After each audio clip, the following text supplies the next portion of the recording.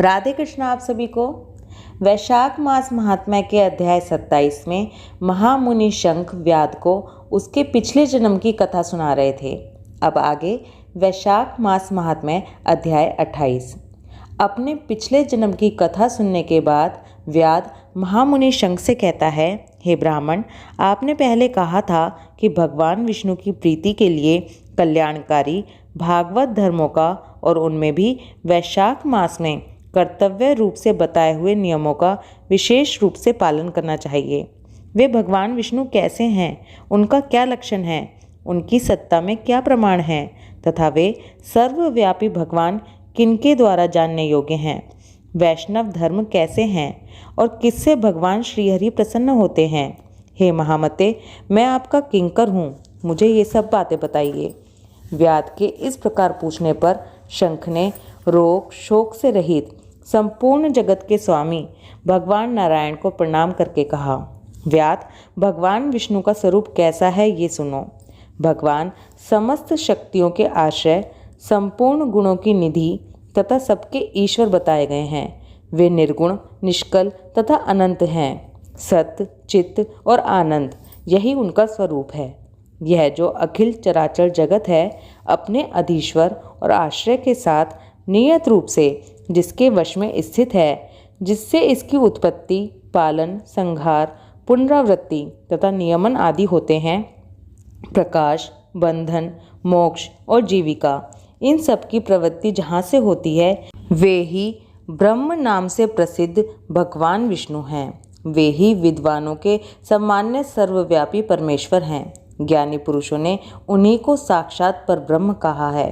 वेद, शास्त्र, स्मृति, पुराण, इतिहास, पांचरात्र और महाभारत सब विष्णु स्वरूप हैं, विष्णु के ही प्रतिपादक हैं। इन्हीं के द्वारा महाविष्णु जानने योग्य हैं। वेद वेत्य सनातन देव भगवान नारायण को कोई इंद्रियों से, अनुमान से और तर्क से भी नहीं जान सकता। उन्हीं के दिव्य जन्म कर्म तथा गुणों को अपनी बुद्धि के अनुसार जानकर उनके अधीन रहने वाले जीव समूह सदा मुक्त होते हैं। ये संपूर्ण जगत प्राण से उत्पन्न हुआ है, प्राण स्वरूप है, प्राण रूपी सूत्र में पिरोया हुआ है तथा प्राण से ही चेष्टा करता है। सबका आधारभूत यह सूत्रात्मा प्राण ही विष्णु है, ऐसा विद्वान पुरुष कहते हैं। व्याध ने पूछा, हे ब्राह्मण, जीवों में यह सूत्रात्मा प्राण सबसे श्रेष्ठ किस प्रकार है। शंख ने कहा, व्याध, पूर्व काल में सनातन देव भगवान नारायण ने ब्रह्मा आदि देवताओं को सृष्टि करके कहा, देवताओं, मैं तुम्हारे सम्राट के पद पर ब्रह्मा जी की स्थापना करता हूँ। यही तुम सबके स्वामी हैं। अब तुम लोगों में जो सबसे अधिक शक्तिशाली हो, उसे तुम स्वयं ही युवराज के पद पर प्रतिष्ठित करो। भगवान के इस प्रकार कहने पर इंद्र आदि सब देवता आपस में विवाद करते हुए कहने लगे, मैं युवराज हूँ, मैं युवराज हूँ। किसी ने सूर्य को श्रेष्ठ बताया और किसी ने इंद्र को। किन्हीं की दृष्टि में कामदेव ही सबसे श्रेष्ठ थे और कुछ लोग तो मौन ही खड़े रहे। आपस में कोई निर्णय होता ना देखकर वे भगवान नारायण के पास पूछने के लिए गए और प्रणाम करके हाथ जोड़कर बोले, हे महाविष्णु, हम सब ने अच्छी तरह विचार कर लिया, किंतु हम सब में श्रेष्ठ कौन है ये हम अभी तक किसी प्रकार निश्चय नहीं कर सके। अब आप ही निर्णय कीजिए। तब भगवान विष्णु ने हंसते हुए कहा, इस विराट ब्राह्मण रूपी शरीर से जिसके निकल जाने पर ये गिर जाएगा और जिसके प्रवेश करने पर पुनः उठकर खड़ा हो जाएगा, वही देवता सबसे श्रेष्ठ होगा। भगवान के ऐसा कहने पर सब देवताओं ने कहा, अच्छा, ऐसा ही होगा। तब सबसे पहले देवेश्वर जयंत विराट शरीर के पैर से बाहर निकला। उसके निकलने से उस शरीर को लोग पंगु कहने लगे, परंतु शरीर गिर न सका। यद्यपि वह चल नहीं पाता था, तो भी सुनता, पीता, बोलता, सूंघता और देखता हुआ पूर्ववत स्थिर रहा। इसके बाद गुह्य देश से दक्ष प्रजापति निकलकर अलग हो गए। तब लोगों ने उसे नपुंसक कहा, किंतु उस समय भी वह शरीर गिर न सका। उसके बाद विराट शरीर के हाथ से सब देवताओं के राजा इंद्र बाहर निकले। उस समय भी शरीरपात नहीं हुआ। विराट पुरुष को सब लोग हस्तहीन यानी कि लूला कहने लगे। इसी प्रकार नेत्रों से सूर्य निकले। सब लोगों ने उसे अंधा और काना कहा। उस समय भी शरीर का पतन नहीं हुआ। इसके बाद नासिका से अश्विनी कुमार निकले, किंतु शरीर नहीं गिर सका। केवल इतना ही कहा जाने लगा कि ये सूंघ नहीं सकता। कान से अधिष्ठातु देवियां दिशाएं निकलीं।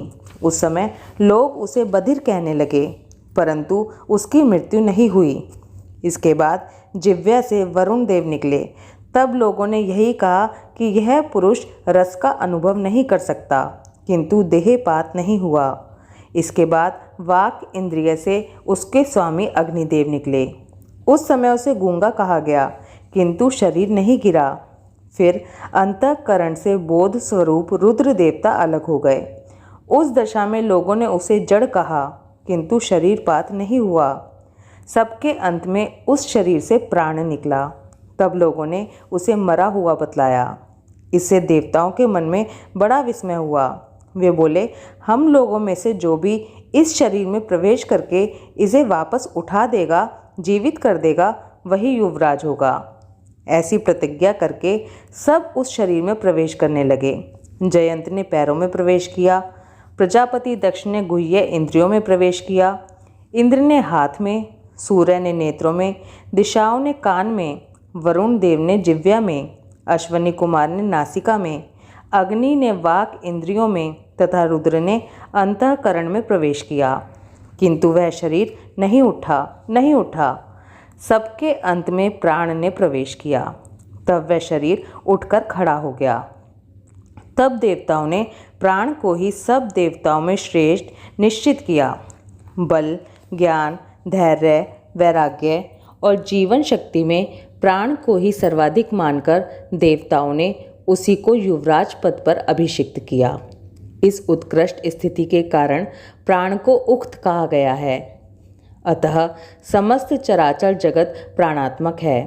जगदीश्वर प्राण अपने पूर्ण एवं बलशाली अंशों द्वारा सर्वत्र परिपूर्ण है। प्राणहीन जगत का अस्तित्व ही नहीं है। प्राणहीन कोई भी वस्तु वृद्धि को नहीं प्राप्त होती।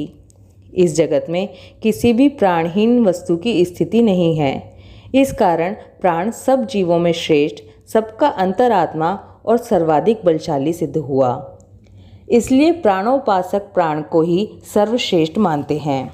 प्राण सर्वदेवात्मक है। सब देवता प्राण में हैं। वे भगवान वासुदेव का अनुगामी तथा सदा उन्हीं में स्थित है। मनीषी पुरुष प्राण को महाविष्णु का बल बतलाते हैं। महाविष्णु के महात्म्य और लक्षण को इस प्रकार जानकर मनुष्य पूर्व बंधन का अनुसरण करने वाले अज्ञानमय लिंग को उसी प्रकार त्याग देता है जैसे सर्प पुरानी केंचुली को। लिंग देह का त्याग करके वह परम मनुष्य अनामय भगवान नारायण को प्राप्त होता है। शंख मुनि की कही हुई ये बात सुनकर व्याध ने दोबारा पूछा, हे ब्राह्मण, ये प्राण जब इतना महान, प्रभावशाली और संपूर्ण जगत का गुरु और ईश्वर है, तब लोक में इसकी महिमा क्यों नहीं प्रसिद्ध हुई? तब शंख ने कहा कि पहले की बात है। प्राण अश्वमेध यज्ञों द्वारा अनामय भगवान नारायण का यजन करने के लिए गंगा के तट पर गया। अनेक मुनिगणों के साथ उसने फलों के द्वारा पृथ्वी का शोधन किया। उस समय वहाँ समाधि में स्थित हुए महात्मा कण्व बाम्बी की मिट्टी में छिपे हुए बैठे थे। हल जोतने पर बाम्बी गिर जाने से वे बाहर निकल आए और क्रोधपूर्वक देखकर सामने खड़े हुए महाप्रभु प्राण को श्राप देते हुए बोले, देवेश्वर, आज से लेकर आपकी महिमा तीनों लोकों में, विशेषतः भूलोक में प्रसिद्ध नहीं होगी। मुनि के इस प्रकार श्राप देने पर प्राण को भी क्रोध आ गया। मुनि के ऐसा कहने पर क्रोध करके प्राण बोला, मैं निरपराध हूँ। तूने बिना अपराध मुझे श्राप दिया है, इसलिए हे कण्व, तू गुरुद्रोही हो और तेरी वृत्ति विश्व में निंदित हो। तभी से संसार में और विशेषकर भूलोक में प्राण की महिमा प्रसिद्ध नहीं है और श्राप के कारण कण्व गुरु को मारकर सूर्य का शिष्य हुआ।